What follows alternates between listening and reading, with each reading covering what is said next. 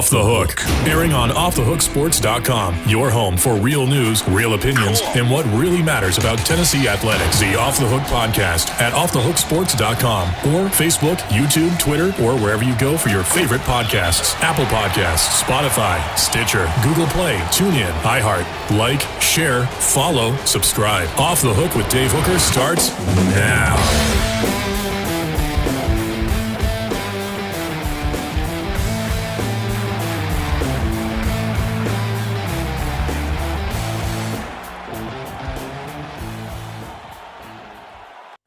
We will have Tennessee commitment news after a huge weekend for the Vols. They pick up a couple of commitments, also comments from Nico Iamuleva.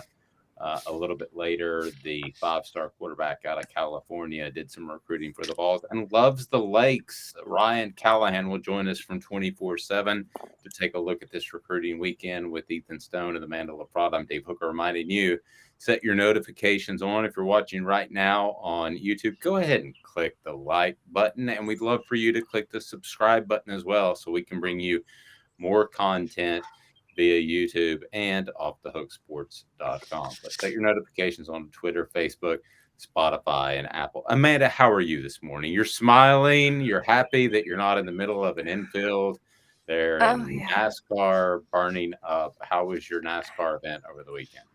It was fun, actually. We had a good time. It just rained like crazy.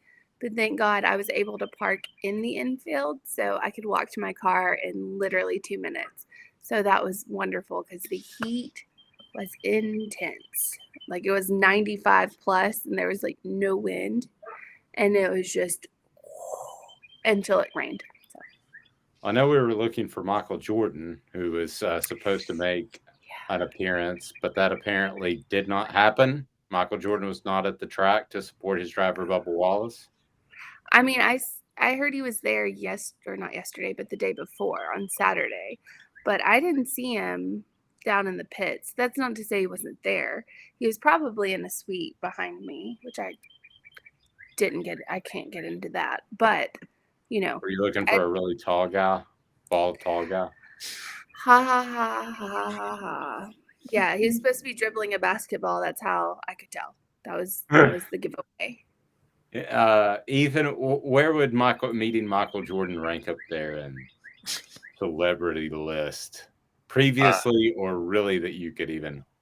I mean, it'll definitely blow anything I've had out of the water so far. I mean, I can't really think of much higher than that. I mean, for me personally, I've said it on the show before, Devin Hester would be really cool, but that's not the same for everybody. So I can't really think of anyone higher than the greatest basketball player of all time. So, yeah, I think, though, I'd rather kick it with Charles Barkley.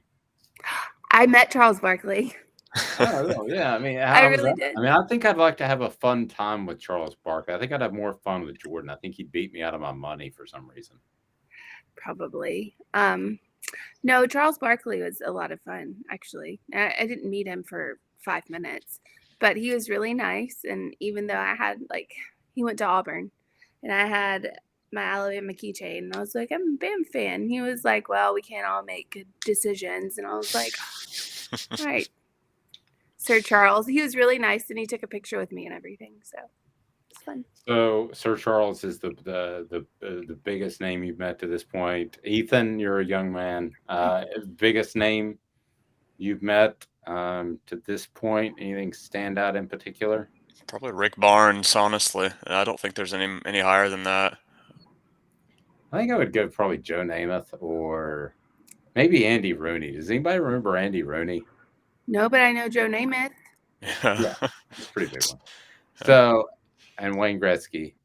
But did anybody, that was a pretty big one. But did anybody, does anybody remember the guy at the end of 60 Minutes? The guy I just mentioned. I just said his name. Larry King?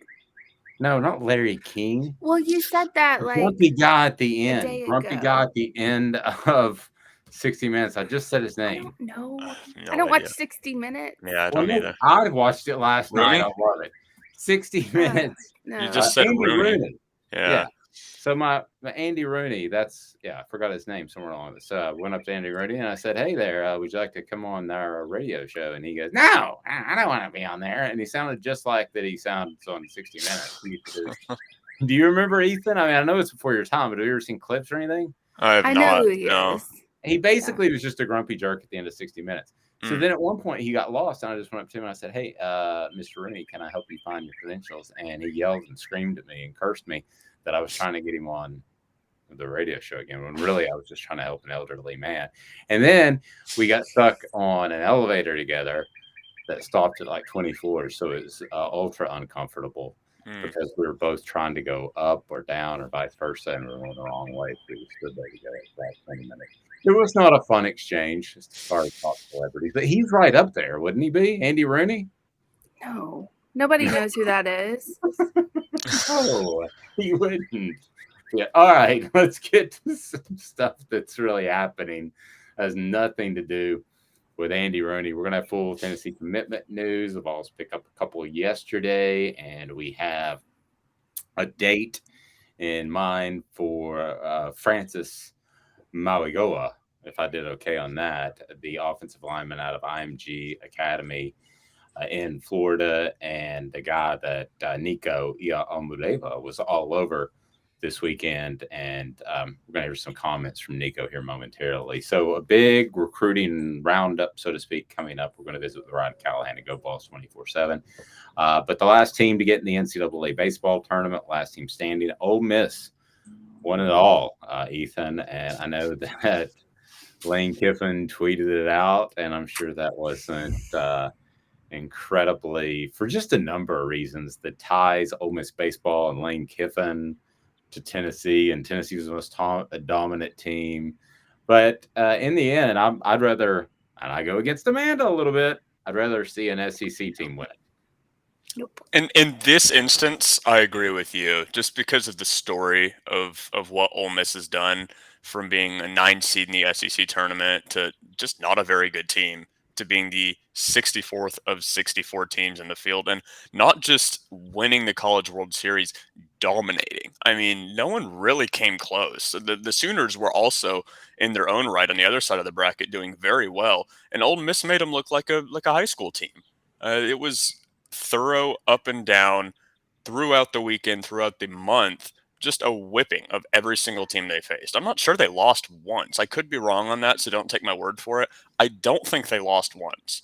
And you got to credit Bianco. You got to credit Dylan DeLucia. You got to credit Calvin Harris. Heck, I could name all of them because they just played very, very good baseball this week and month. Yeah, and it was hard being in East Tennessee not to think of Tennessee possibly being there, or at least being in that final trio. Is kind of like, to me, the equivalent of being in the Final Four, because you get so much spotlight in basketball. I'm not saying they're the exact same. Obviously, one's 4, one's 2, but still, that sort of spotlight would have been huge for Tennessee, and would have been huge for those kids. And we've gotten to where we really like those kids. They did lose one game to Arkansas, so credit Ole Miss for having to battle through part of that losers bracket. But Amanda, in the end, Tennessee's baseball team is still a good story. It's just not. It wasn't in Omaha, and it's not going to be a national champion. That's just kind of where you are. I mean, that's what happens in baseball and in basketball. I just don't. I don't see why people want to give Lane Kiffin another reason to troll, to gloat. And I know he has nothing to do with the baseball team. I get it. But that's just another little thing in his belt. That's just another thing he can whip out at Tennessee fans. And I don't understand the whole, I know support SEC or whatever, but this isn't help Tennessee at all. It doesn't help any other school in the SEC at all. Let's be clear on one thing: revenue sports. So there are 2 revenue sports. It's men's basketball and football. Okay, so you're really just managing losses for the most part, and how much you can lose. With Title IX, you still have to have women's program, and that's the right thing to do. It's a public institution. But with the baseball team, is it ever a revenue generator or not? I don't know, but I think it probably is for teams like LSU over the years. and they just added the pitching coach that they hired away from the majors. So, Ethan, I think now Tennessee is probably the one school that has shown you can kind of turn a little bit of something into something big. And I'm talking financially. I don't even care about the daddy hat and all that stuff. But you can turn that into something big financially. LSU already knows that, but I'm going to go ahead and predict that the other teams in the SEC will see that and won't just sit back on their laurels, which used to be, well, we're too far north. It doesn't really matter. The bottom line is, if you're going to field a baseball team and you can lose just a couple $1,000s instead of a $500,000, then that's a win on the spreadsheet, if that makes sense. Yep, the brand of college baseball I don't think has ever been higher, and it's still going up. I feel like more and more people are watching college baseball because they're recognizing it's a very, very fun sport to watch. And I feel like some people are frustrated with MLB at the moment, and so they just kind of flock naturally towards college baseball, which has been incredible this season. And places like Tennessee, places like I mean Phil and Mississippi this year, from what they did, and they're gaining national attention. How about Vanderbilt? I mean, they're not good at anything in the SEC except for baseball, where it's king there. And I mean, that's for some people saying we need to kick Vanderbilt out of the SEC, like we said, I believe, just a little bit ago.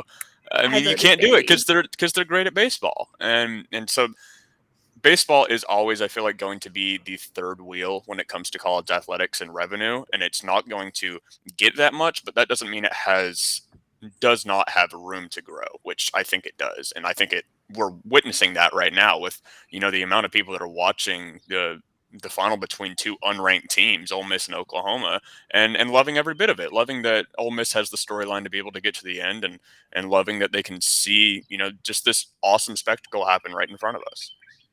The Ole Miss series in the college baseball season is over, but there's still Major League Baseball. We'll have football before you know it. So get to Big Orange Phillies. Big Orange Phillies has the quick bites. They know it's tough to get out of the office for a long lunch. So they're good at getting you quality food fast. You can grab something cold from the fridge or order hot from the counter. Fresh ingredients, casual, shouldn't mean stale. Go ahead and stay a while because it's a family-friendly environment. They have darts, billiards, live entertainment, and karaoke. So a couple of other quick notes. The Avs do win the Stanley Cup. The Yankees, Mike Judge with a walk-off win. I mentioned that because it's awesome. So they split 2-2 with the Astros. By the way, Atlanta loses to the Dodgers 5-3. Cincinnati over San Francisco 10-3 for those that follow those two teams. And then the Mariners-Angels brawl before we get to Nico Muleva.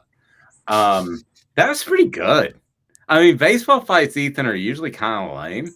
But there were some punches thrown, and at the end, they threw like what looked like a big case of beer, but I think it was Dasani water. But it looked like they just threw a big case of beer, and that. I mean, as far as baseball fights go, where they usually just stand there and push. That was an 8 out of 10, in my opinion. Yeah, it looked like a hockey fight. It looked like we switched channels. It totally looked like we switched channels. It was. I mean, Granted, I wasn't watching it live. Obviously, I was doing other things. But when you see it on ESPN, when you see everything, you're like, "This is shocking!" They're really going at each other here, and it really is. It's like the Avs and the Lightning. It's like they got into a fight, and we just kind of flipped the wrong channel on. Which, by the way, before I guess we get to Nico, fantastic series. If there's any sport in America, I think that is underappreciated more than college baseball, it is the NHL, it is hockey, because that is just an absolute electric factory every single time. Playoff hockey is incredible. Obviously, the Avs, just the best team in the NHL this season. I wouldn't even say there's a close second place. I mean, the Lightning have the best goaltender, and I mean, that's really all they got. Kucherov is playing really well as well, but the Avalanche with Makar, with McKinnon, Landeskog, obviously, with the skate falling off at the end and him having to crawl back to the bench. It's awesome. It's awesome to watch, and I really wish more people would get into it because it's a very, very awesome league that serves awesome content every single time. I think more will now that ESPN's behind it. I think basically you have to be on ESPN to get the coverage, and that's not really fair, Amanda, but that's just kind of how things are. I had an opportunity to stop by Zool Beer over the weekend. Zool Beer Company, they're downtown. So before we get to these comments from Nico Iamaleava, I want to talk about, man, what all Zool's got going on, because they got a lot going on. Great panoramic view downtown to hang out, and great beer selection. They bring you Josh Ward's Fall Report. That'll be every Thursday. So, yeah, and we're talking about beer that has won worldwide awards, Amanda. That's really strong. Yeah, absolutely. Rhymes Like Dimes, as you know, won the World Beer Cup gold medal. We were actually at a festival in Nashville. It was the Preds Beer Festival on Saturday, and that was insane. Like people had heard of us.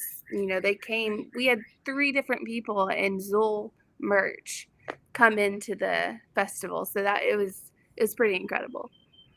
Good stuff. The merch is strong. By the way, if you're watching on YouTube, please like. We would greatly appreciate it. And please subscribe and set your notifications on Twitter, Facebook, whatever they might be, so that you know when we've got content coming down the pike. Here is Nico Iamaleava as he visited with the media following his official visit to Tennessee over the weekend, which netted 2 more commitments. This would be courtesy of VolQuest.com. Walk us through the weekend, Nico. What's it like to be back on Rocky Top for the official visit? Yeah, man, it's always great to be back on Rocky Top, back in Knoxville. So, yeah, we had a great time with the recruits. Had fun on the lake, and yeah, it was a good time. Just had a chance to spend a lot of time with Francis. How important was that to you? You know, last night you put out the "I Need Francis." So yeah, what very. was the overall pitch like? It was very important. I pitched him the same thing.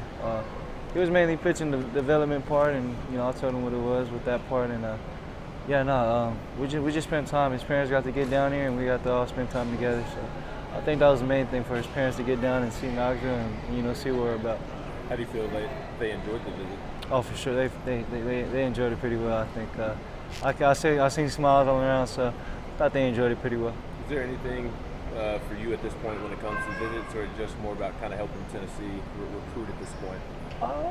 It's both for me. I still look to have a great time, all the time, and but I've really been, trying to recruit. That's been my whole thing. So, was there anything you learned this weekend that you didn't know before? I didn't know how fun the lakes were. I think the lakes are my new favorite thing to do. I enjoy it more than I did the ocean. So, yeah, I know I love the lakes, and tubing and all that's fun. So. Was this the most family that you've had out at Tennessee so far? I know your grandpa was able to come, or the majority? All my siblings got to come out. So it was seven. I have 7 siblings, so they all got to come out, and my mom and dad, and then my grandpa, of course. So yeah, no, it was definitely one of the most family trips I've had. So yeah, it was a great time. There were a lot of recruits on campus this weekend. Just what was the vibe? How would you describe the vibe this weekend on campus? Vibe was great. A lot of these guys, they haven't really met me in person, so I was getting a lot of mixed emotions from a couple of the guys saying, we see you on social media. We think you're I don't know what, portrays him or myself to be a cocky dude, but it was just good for them to finally meet me and see what I'm actually like, so I thought it was great. Having a chance to spend some time with Nathan, what was the message like to him? He's a big receiver that can really match up well with what you do throwing the vertical ball. Definitely. I seen him play at the 247's my first time, and he was going out there getting that ball. He definitely has that track speed, so me and Nate had a great time. Yeah, we had a great time. What's this next month look like for you leading up to football season?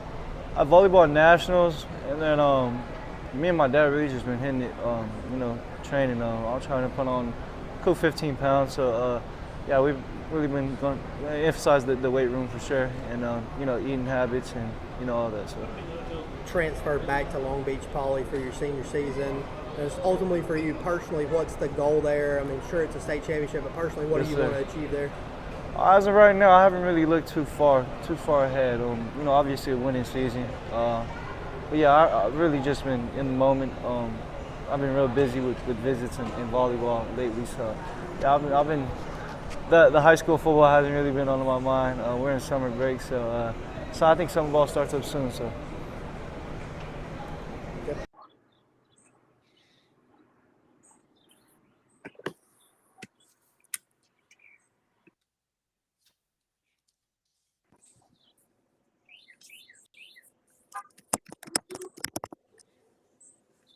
Sorry about that, guys. Had my mic muted. So he said something at the end of what he was of that brief interview, and he was talking about the fact that he's focused on volleyball for now. And Amanda, you pointed out that might bother some Tennessee fans. Why? I mean, that's just me. I think if you see your number one recruit, your 5-star quarterback, who essentially could make or break you, and he's focused on something that's not football, especially if it's a physical activity or a sport like volleyball, the opportunities for him to get hurt come into mind, especially with volleyball is not exactly an easy sport. There's a lot of jumping and setting and spiking and all that crap. So I don't know. I would feel like his focus isn't exactly where it needs to be. Okay, I want to bring up a guy, Ethan, that I had the same question about. I want to get your thoughts real quick, and then we're going to get to Ryan Callahan. It was Landon Dickerson, a guy that Tennessee was recruiting. He ended up at Florida State, and now he got selected by the Eagles in the second round. Why do I bring him up? Well, there's a specific reason. I bring him up because I think that choke that bird, Amanda. But I bring him up because he wanted to finish Eagle Scout pledge, and some people thought that was soft.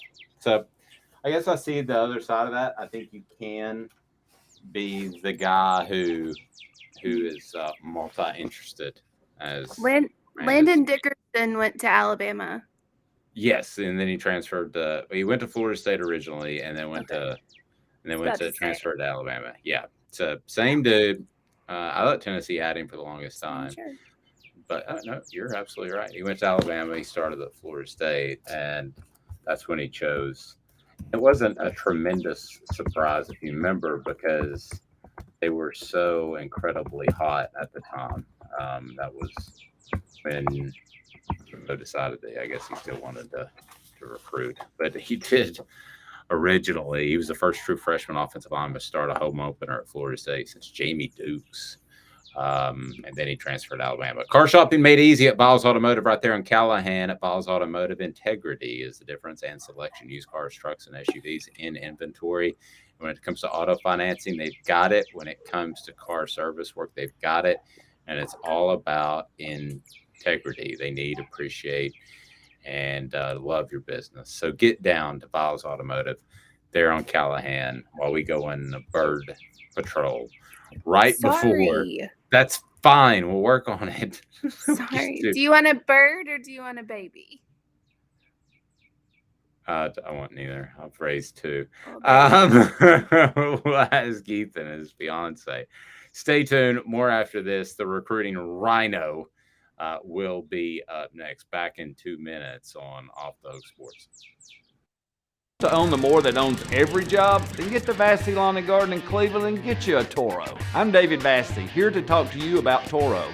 With a Toro Zero Turn, you'll get more out of every minute and you'll reach the finish line faster. At Vassy's, we like to say, no matter if you're mowing 3 acres a week or 11 lawns a day, homeowners and business owners alike find confidence in equipment they can trust from top to bottom. Vassy Lawn and Garden, Highway 60 North in Cleveland. Man alive, it's worth the drive.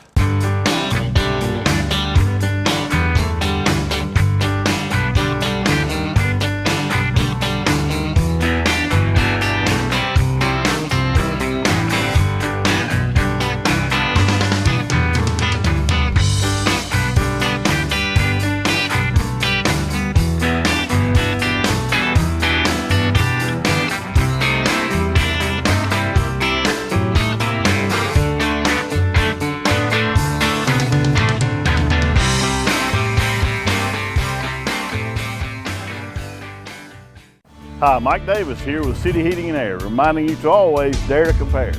Our team provides quality local heating and air service, installation, and maintenance across East Tennessee.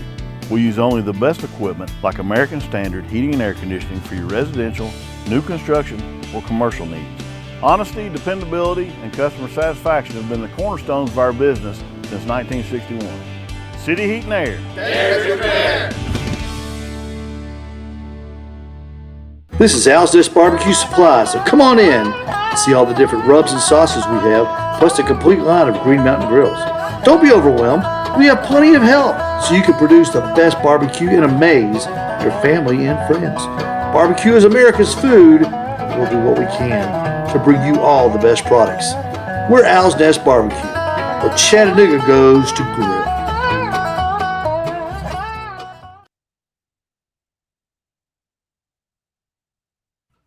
All right, here we go. Let's get to today's poll question, and I want to look back at the poll question on Friday. So what did we have? What did we end up with, Ethan, on the poll question on Friday? I know we bannered it about a bit, but where did we end up?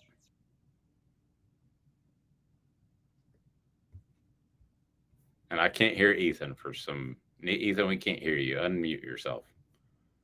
It's the magic. There we are. I was just about to say I'm looking. I have to mute my mic because my fiance's sister's cats are just absolutely going at each other at the moment. So that's made this a little difficult. Trying to find the poll question right now. So give me 1 second. So thoughts on today's poll question, Amanda? I think that would you consider Tennessee's recruiting weekend a success if it ended just as it were right now, 2 3-star guys committed? I kind of thought there would be a Umarov type of guy or a higher rated type of guy, Mawigawa. So, I mean, initially I would have to say no, but they did pick up 2 3-star commitments. I don't know. I could go either way. That's what makes it a good poll question. I think it depends. Are you saying if it ends now and nothing else happens from this weekend? Like you Yes. get So no one let's else? phrase it, Ethan. I think we should phrase it as of this second. Are you happy with the results of Tennessee's recruiting weekend? Yeah, you're. Yeah, you'll get a yes. Yeah, that does make it a little difficult because obviously you still got Mawigawa who's committing soon, and then I mean, a lot of these people just wait and kind of see, so it's a little difficult. But right this second, if we phrased it like that, then I think it would be probably yes. I mean, you get 2 commitments. You get John Slaughter, especially, who people, weren't 100% sure was going to come here, and obviously Tellender. So I would say yes as well, I think. I found the poll question, by the way. Friday, It yes. was, do you care whether or not Neyland Stadium has a capacity above 100,000? And 68 to 31 people said yes. So that's just 2 to 1. I mean, that's not a big. I thought it'd be more like 4 to 1, quite frankly. So people want to be more comfortable in the stadium, and I get that. Being comfortable is important for your pet who might have situational anxiety, whether it's storm anxiety, car ride anxiety, or also if that pet's having trouble jumping up in the back seat of the car or jumping up on the bed, it might have some arthritis issues. Well, Craft Treats can help you with that. CraftTreats.com. They have the chill pills that are absolutely fantastic. So go to CraftTreats.com. Yeah, I guess I thought there would be a splash guy. I really kind of thought in the back of my head, I didn't even say anything. I thought it would be Mawigawa. I thought, with all the emphasis that Nico had put on him. But that being said, at the end of the day, Ethan, you're right. I mean, that's a question that's good for now. But on July the 5th, after Mawigawa and maybe Amarov announce a decision, we know Mawigawa is going to go on the 4th. We don't know about Amarov. But after those guys announce, this question could flip 180 degrees. So Yeah, I'd agree 100%. I feel like most people, like some people will commit and they'll have their mind made up. They'll say, if I have a good official visit, I'm just going to commit. But some people just don't think like that. Some people are like, hey, I still got this, but the weekend still happened, and the weekend will still, I guess, marinate with them. So we could see people over the next couple of days. We could see people today. We could see people in a week. You'll be able to trace I guess, their flip back to this past weekend, and you just never really know. So to say it wasn't a success because they didn't do it soon, I think is jumping the gun a little bit. And if Well, you let me. watch, Sorry. Go ahead. I think we lost Amanda. Amanda, go ahead and talk. I think we lost you somehow. All right, fine. I don't hear you. I'm gonna talk to Ryan now. Ryan, how are you, sir? Doing well. How are you, Dave? Well, if we can get Amanda back, that'd be nice. I just keep talking. I don't know why you're muted. That doesn't make any sense. All right, so Ryan, 2 3-star commitments. You have Francis Mauigoa come away, which is usually a good sign of an announcement date. So in the end, as of right now, I'm not talking about what could happen in the coming weeks, but as of right now, was this a successful recruiting weekend for Tennessee? No question, this was a successful weekend. I mean, let's start with the 2 commitments. I know just 3 stars is how most fans will probably look at that. Everyone wants the 4 and 5-star guys, but those are longtime Tennessee targets, and it's not too often you see guys commit during visits. That's kind of an old school way of doing it.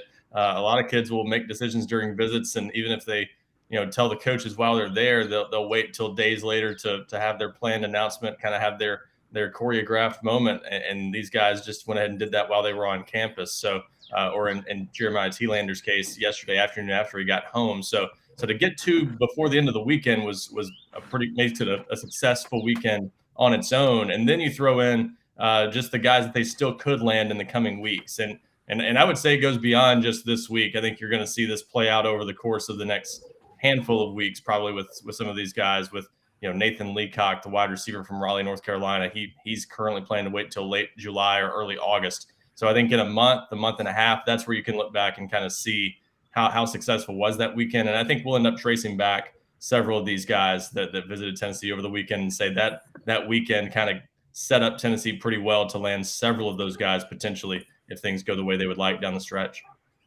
Tell me more about Slaughter, because when I look at his offer list and interest list, it's not scintillating, but you know more about it than I do. Yeah, no, I think first of all, he's in the Memphis area on the Mississippi side, obviously at South Haven High School, and definitely it's a school known for putting out a good bit of talent, but that's an area that can get somewhat overlooked in recruiting at times. So I think I've asked several people their thoughts on that, why he's maybe been a little bit overlooked, because I think Tennessee sees him as being a noticeably better player than what the current ratings might suggest, what his offer list would suggest. I've talked to people who cover Ole Miss who think he is underrated right now as well, and they're very familiar with him from being not too far down the road in Oxford. So I think there are some people who see him as somewhat of a steal for Tennessee right now, and then there are other people who maybe still see some things in his game that can develop, and just know there are a lot of good defensive backs out there, and not all of them can be 4 stars. And it doesn't necessarily mean Slaughter's not going to be a good player; it just means others might be more proven at this point in their high school careers. So I think he's one that still could have a chance to move up in the rankings this fall, but I don't see much not to like about his game, honestly. I got to see him practice once this spring when I was over in the Memphis area. 6'1.5" or so, 195 to 200 pounds, rangy, can really run. And one thing I really like about defensive backs, he's one of the best athletes on his team. To me, it's always concerning when you don't see a guy like that playing on both sides of the ball, playing on special teams, but on his team, he returns kicks. They throw jump balls to him on offense. He's even going to play a little quarterback this year. It sounds like he just does a little bit of everything. And I think that's a sign he's an overall good athlete that's going to cover a lot of ground in the secondary. So I like John Slaughter, and I think that's a nice pickup for Tennessee. Ethan, I know you want to jump in here. Go ahead. Yeah, obviously the question was going to come at some point. How do you think Francis is trending at the moment? And I don't know, just do you think that he likes, I guess, what he saw? Yeah, I think Tennessee did well with Mauigoa, and I think there are a few different schools of thought right now on where that one is. But I think that one of the constants, and this is a good thing for Tennessee, is that you continue to hear Tennessee being mentioned as one of the main contenders. I've spoken with people who cover multiple schools who all think Tennessee is right in the thick of that one. Meanwhile, you talk to other people, you hear, maybe USC is one of the main threats. Maybe it's Alabama. Steve Wiltfong on 247's Sports yesterday threw out Miami, a school that I had not heard as much recently, but he just went there on an official visit recently too. So I think all those schools have a legitimate shot. The one school he's taken an official visit to that I've just not heard much about being a serious threat is Florida. So I think there's literally an argument you can make for any of the other four. And but Tennessee, I think, is one that is getting mentioned as much as anyone, and that's usually a good sign. So I would caution against maybe reading too much into the timing of his announcement being on July 4, coming right out of the official visit to Tennessee. I think he always wanted to do something in July. Maybe a good sign that he's ready. But at the same time, I've seen in plenty of cases guys announce decision dates coming off their last visit, and it just means that the school that hosted him on his second or third official visit a few weeks ago kind of locked him up a little while back or helped him make his decision coming out of that final visit. So that may or may not be a good thing in the long run for Tennessee, but I do think there are at least positive signs for the Vols to at least think they can land him. So we'll see what we find out over the next week. It's still a real battle, I think, right now, and I don't think anyone's totally sure what he's doing, and that's one that Tennessee obviously will be paying very close attention to and working hard to try to push that one across the finish line. But it's, I think, USC and Alabama, if I had to guess right now, just based on what I've personally heard, are probably the two main threats to Tennessee in that one. Yeah, I found it. I was going to say, I found it really interesting what you said about obviously not looking into too much. Obviously, Francis going to Tennessee, having that one be the last one before he commits. Do you think that's kind of a myth that being the last school to, I guess, officially host an official visit for that person has anything to do with where they're going to go?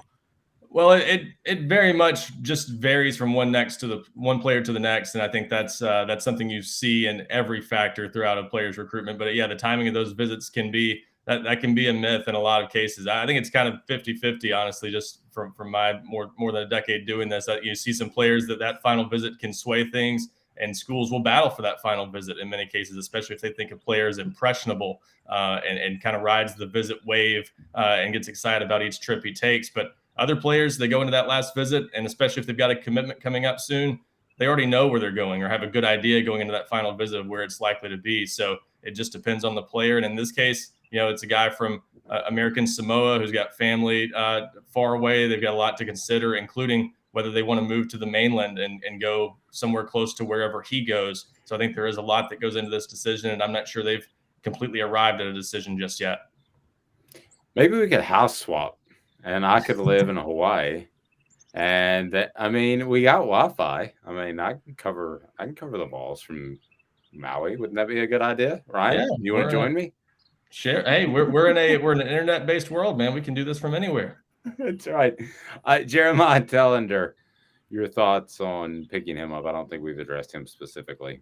Yeah, another longtime target. This is the guy Tennessee hosted for its very first camp last year after things opened up after that long dead period for COVID. And he comes to camp, no offers at that time, and Tennessee gives him the very first offer, and that didn't quite jumpstart his recruitment, but it you can trace back his recruitment taking off a little bit, and it really started with that. And this past fall, and certainly this spring more so, is where he has improved his stock and now has more than 25 offers. But Tennessee being there since the beginning, I think, was a factor, and they've always liked him. But I think we're even more sold on him this spring. They went to see him a couple times during the spring evaluation period. Linebackers coach Brian John Marie, and I think he's at a new school now where he feels his skill set is being used a little bit better. I think he feels he's going to have better senior film than he did junior film. So I think this is a guy Tennessee, again, the current rankings don't necessarily reflect where he's been on Tennessee's board. I think they like him quite a bit. A good athlete who's put on some good weight over the past year, now about 217 pounds after being closer to 207 when he was at Tennessee's camp a year ago. So a lot to like about his game. I think this is a nice pickup, and obviously they need help at linebacker. A couple guys at least on the way out after this year. So that's certainly a position where he could come in and have a chance to compete for early playing time. And again, a guy they have wanted for a long time. And if you're getting guys like that who've been pretty high on your board, you've got to feel pretty good about it, regardless of the rankings and offer lists and all that. You got to be confident in your evaluations. Yeah. So I know you've covered recruiting for a hot minute. So does that make me like a hot hour? You're a hot year. Ryan's a young guy. I'm an old guy. But you're a hot Ryan's year. the best. It's Ryan's fine. the best though. Sorry, go ahead. Okay. So I know over the years you've seen many recruits, they like to stand out, especially when they're announcing where they're going to school or, when they've committed. They like to do a bunch of different antics. I don't know how else to describe it. So how would you feel as a Tennessee fan? Would you not be, I guess, discouraged by guys not committing after this weekend? Or would you see it as, these guys are doing what they do as an individual and they're going to push it back? And it still could be Tennessee. It doesn't mean that they're not coming here. They're just trying to make their individual day as big as it can be. Yeah, it's a little bit that. It's a little bit guys just wanting to take a little bit of time, I think, to process things, because in a lot of cases, June has become the new January. It's the big stretch run now for a lot of these players making decisions before their senior seasons. There are two reasons that happens that way. College coaches want certainty in their class. They want to know what their class is looking like by the end of the summer, and players want to have their decisions out of their way before their season so it doesn't distract them from their current teams. Things like that. So this has been the stretch run for a lot of guys. And, if you're a Tennessee fan, sure, you want this past weekend to turn out to be a success. But, for instance, we went into the weekend knowing that Christian Conyer, the cornerback from Bowling Green, Kentucky, is announcing a decision on July 3rd. That date's been set for weeks. So he's doing that on Sunday.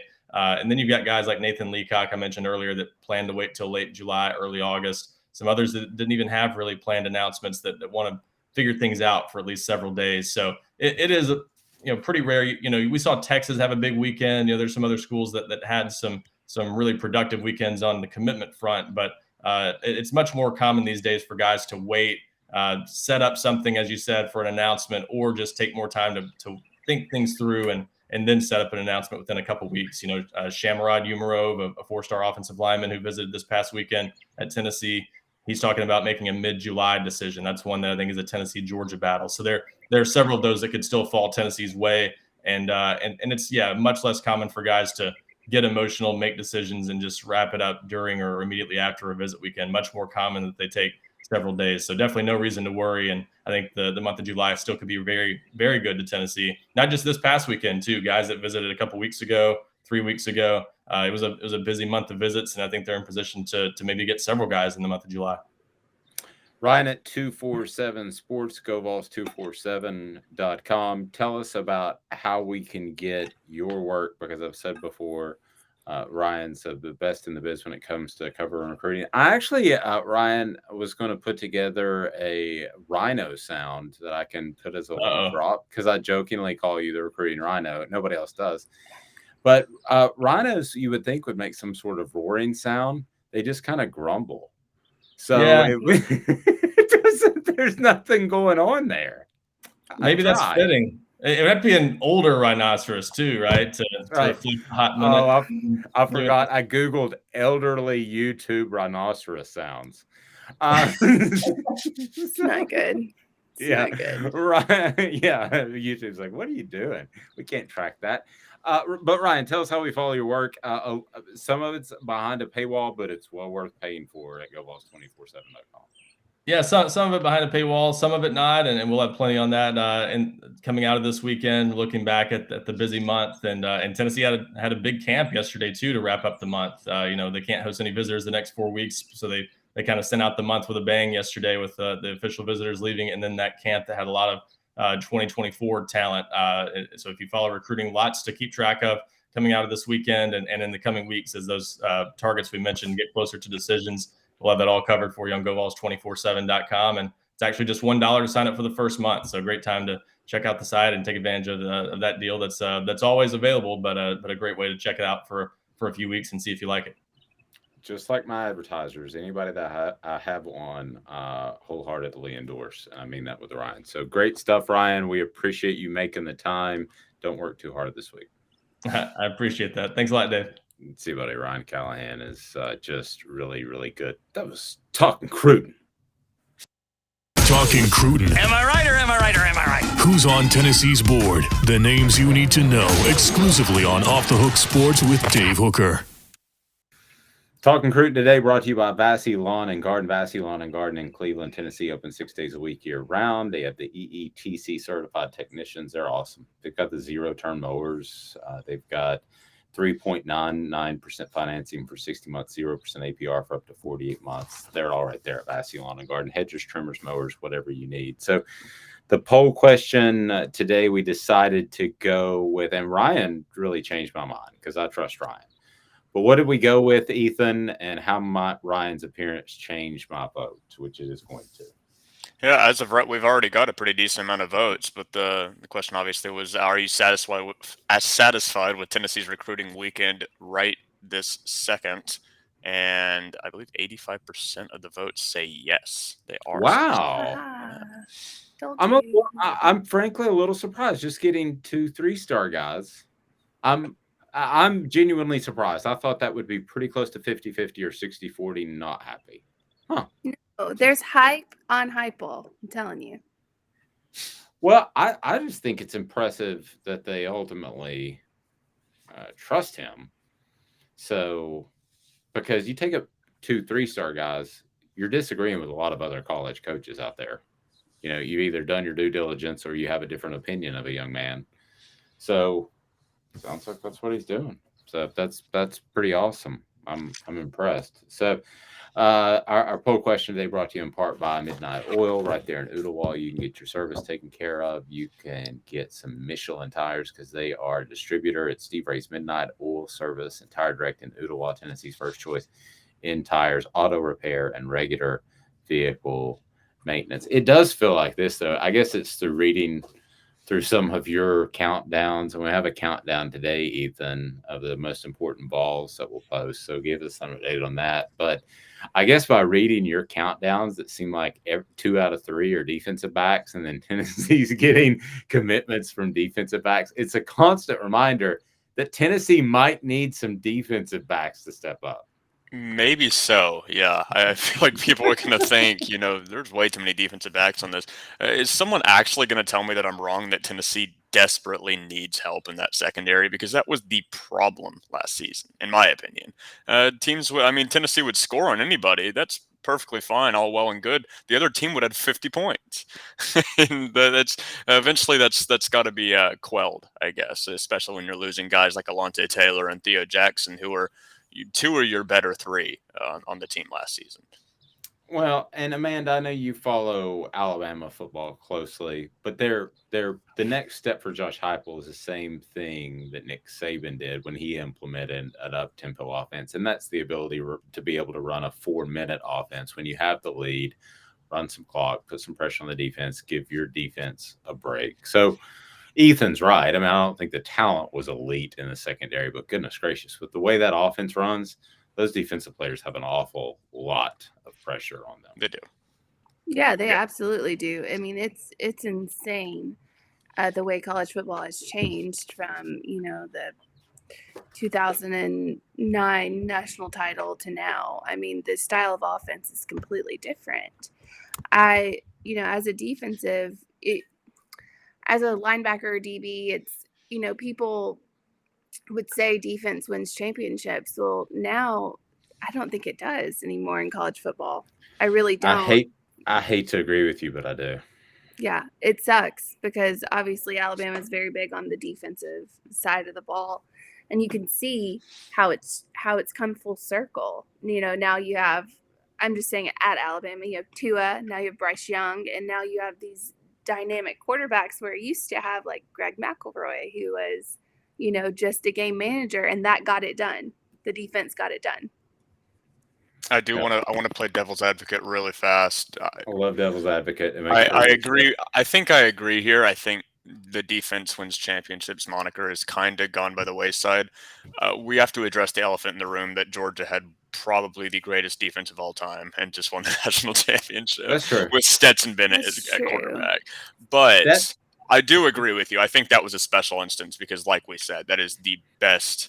I think a better way to put it would be defense probably still wins championships, but offense is getting closer. I mean, by the day, because you got to have a decent offense. And especially in college when the defenders are not as talented as they are in the NFL, offenses are just going to run wild. You see what Ole Miss did last season. You see obviously what Alabama was able to do with their really good offense, Bryce Young.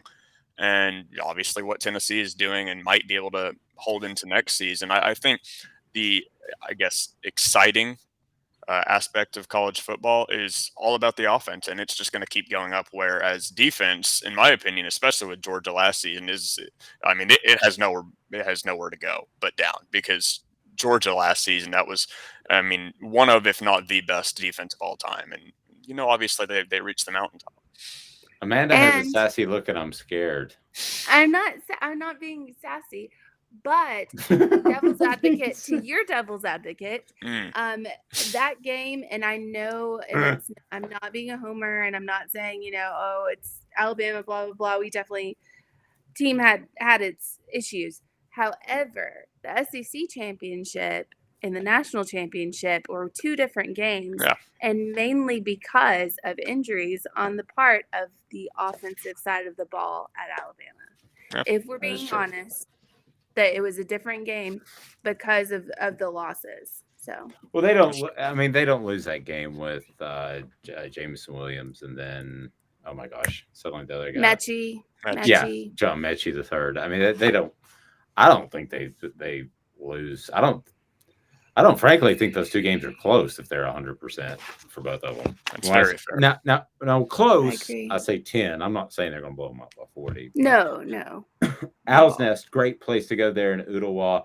Barbecue is not a food; it's a method. It's all about solely cooking meat, which we did over the weekend. It was awesome, and you can do that anywhere. The great part at Owl's Nest is they have all of the necessary equipment that you need.